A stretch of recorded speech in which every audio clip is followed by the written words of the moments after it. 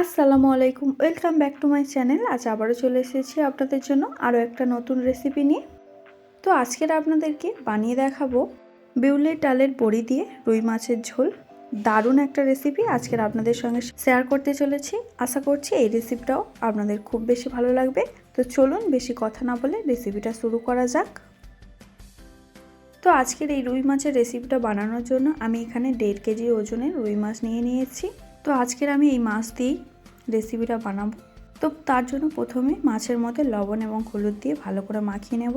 তো চলুন লবণ আর হলুদ যতক্ষণ মাখানো হচ্ছে, মাছ ভাজার জন্য গ্যাসের মধ্যে কড়াটা বসিয়ে তেল দিয়ে দেব। তো ওদিকে গ্যাসের মধ্যে কড়া বসিয়ে তেল দিয়ে দিয়েছি, আর এদিকে লবণ এবং হলুদ দিয়ে মাছটা মাখানো হয়ে গিয়েছে। তো এবার একটা একটা করে মাছ তেলের মধ্যে দিয়ে ভালো করে ভেজে নেব। তো মাছের একদিকটা লাল হয়ে গিয়েছে, আর একদিকটা উল্টে দেবো। এইভাবে উল্টে পাল্টে মাছগুলো লাল লাল করে ভেজে নেব।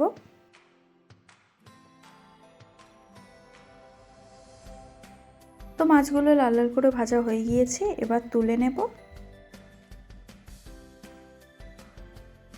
তো মাছগুলো তুলে নিলাম, এবার বাকি মাছগুলো সেমভাবে ভেজে নেব। তো সব মাছগুলো ভেজে নিয়ে তারপর একেবারে ফিরছি। তো সব মাছগুলো ভাজা হয়ে গিয়েছে। তো এবার ওই তেলের মধ্যে বিউলি ডালের বড়িগুলো ভেজে নেব। তো আমি এখানে প্রায় অনেকটা পরিমাণে বিউলির ডাল নিয়ে নিয়েছি। এবার বিউলির ডালগুলো তেলের মধ্যে খুব ভালো করে ভেজে নেব। বিউলির ডালগুলো লাল লাল করে ভেজে নিয়েছি, এবার তুলে নেব। তো সব কিছু তো ভাজা হয়ে গিয়েছে, এবার মেন রান্নাটা শুরু করা যাক। তো তার জন্য ফের কড়ার মধ্যে আমি তেল দিয়ে দিয়েছি। তেল গরম হয়ে গিয়েছে, এবার ওর মধ্যে গোটা জিরে ফোড়ন দিয়ে দেব। এবার এক এক করে বাকি উপকরণগুলো দিয়ে দেব। যেমন প্রথমে পেঁয়াজ কুচি দিয়ে দেব। তো এখানে আমি দুটো বড় সাইজের পেঁয়াজ কুচি দিয়ে দিচ্ছি। তো পেঁয়াজ কুচিটা দিয়ে দিলাম। এবার পেঁয়াজটা হালকা লাল লাল করে ভেজে নেব। তো পেঁয়াজটা হালকা লাল লাল করে ভাজা হয়ে গিয়েছে, এবার ওর মধ্যে টমেটো কুচি দিয়ে দেব, কাঁচা লঙ্কা এবং 1 চামচ আদা রসুন বাটা দিয়ে দেব। আর কাঁচা লঙ্কা আপনারা যতটা পরিমাণে ঝাল খাবেন সেই অনুযায়ী দিয়ে দেবেন। এরপরে কিন্তু আবার গুঁড়ো লঙ্কাও যাবে, সেই ভেবেই কিন্তু কাঁচা লঙ্কাটা দিয়ে দেবেন। তো একটু নাড়াচাড়া করে আদা রসুনের কাঁচা গন্ধটা চলে গিয়েছে, এবার ওর মধ্যে বাকি উপকরণগুলো দিয়ে দেবো। যেরকম 1 চামচ লঙ্কার গুঁড়ো, 1 চামচ হলুদ গুঁড়ো, 1 চামচ জিরের গুঁড়ো, 1 চামচ ধনে গুঁড়ো এবং স্বাদ অনুযায়ী লবণ দিয়ে দিয়েছি। এবার একটু নাড়াচাড়া করে ওর মধ্যে সামান্য পরিমাণে জল দিয়ে দেব।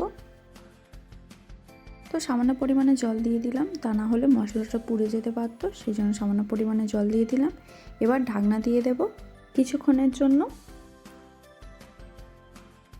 তো প্রায় 2 থেকে 3 মিনিট হয়ে গিয়েছে, এখন আমি ঢাকনাটা খুলছি। তো দেখতেই পাচ্ছেন এখানে টমেটোগুলো কিন্তু একেবারেই গলে গিয়েছে। এবার মশলাটা খুব ভালো করে কষিয়ে নেব। বেশ কিছুক্ষণ ধরে মশলাটা কষাতে থাকবো, যতক্ষণ না মশলা থেকে তেল ছাড়তে শুরু করে দেয়, ঠিক ততক্ষণ পর্যন্ত মশলাটা কষাতে থাকবো। তো বেশ কিছুক্ষণ আমি মশলাটা কষিয়ে নিয়েছিলাম। তো এখন আমি ওর মধ্যে ঝোলের জন্য জল দিয়ে দিচ্ছি। এবার ঝোলটা ফুটে ওঠার জন্য ঢাকনা দিয়ে দেব।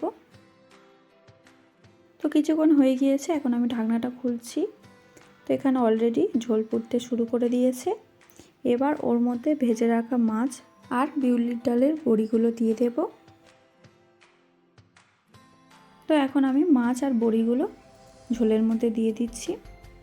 এবার একটু নাড়াচাড়া করে ঢাকনা দিয়ে দেব তরকারিটা হওয়ার জন্য।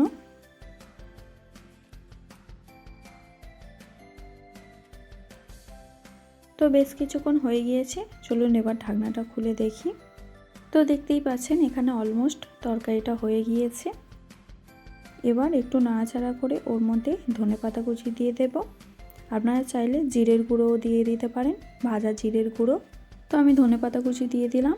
এবার কিছুক্ষণ ফুটিয়ে নামিয়ে নিলেই রেডি দারুণ মজাদার বড়ি দিয়ে রুই মাছের ঝোল।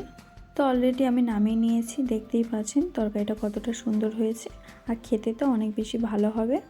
তো আপনারা অবশ্যই বাড়িতে ট্রাই করে জানাবেন রেসিপিটা কেমন হয়েছিল। আশা করছি এই রেসিপিটাও আপনাদের খুব বেশি ভালো লাগবে। তো আজকের রেসিপিটা তাহলে এই পর্যন্ত। আজকের এই রুই মাছের রেসিপিটা যদি আপনাদের একটুও ভালো লেগে থাকে তাহলে অবশ্যই একটা লাইক করতে ভুলবেন না।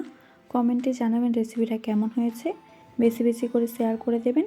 আর নতুন নতুন রেসিপি দেখার জন্য আমাদের চ্যানেলটিকে অবশ্যই সাবস্ক্রাইব করে আমাদের পাশে থাকবেন। আবার দেখা হচ্ছে অন্য কোনো রেসিপির ভিডিও নিয়ে। আপনারা ভালো থাকবেন, সুস্থ থাকবেন। আল্লাহ হাফেজ।